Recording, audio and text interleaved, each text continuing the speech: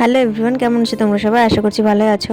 তো আজকে আমরা বাড়ি চলে যাব বলে মা আমাদের জন্য সকালবেলা পাস্তা আর কফি করে দিচ্ছিল, তো সেটাই আমার ভর ঢং মেরে খেয়ে নিল। তো আমরা বেরিয়েও পড়েছি আর দেখতে দেখতে আমরা স্টেশন থেকে নেমেও পড়লাম আর টোটো ধরে বাড়ির দিকেও চলে আসলাম।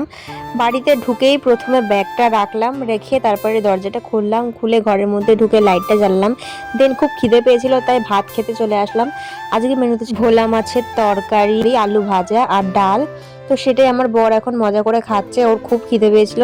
তারপরে নতুন টোটো কিনেছিল এই কাকাটা, তাই সেটাই দেখতে গেছিল। তারপরে বাড়ি এসে বাইরের টুনি লাইটগুলো খুলে একটু ঘরে সেটিং করে দিল, আমি ওকে বলেছিলাম এটা করতে।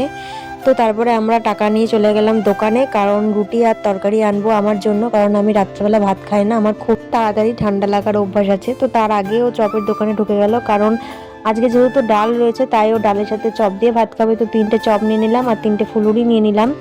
যেহেতু ওর খুব খিদে পেয়েছিল তাই ও ভাতটা নিয়ে বসে গেল আর আমিও আমার রুটি তরকারি নিয়ে বসে গেলাম। তো প্রথমে ও ভাত ডাল দিয়ে মাখিয়ে আলু ভাজা দিয়ে মাছের আলু দিয়ে চপ দিয়ে সবকিছু ভেঙে নিয়ে আস্তে করে মুখে ঢুকিয়ে দিল। ও বলে নাকি এরকম করে খেতে ওর খুব ভালো লাগে ফার্স্ট বাইটটা।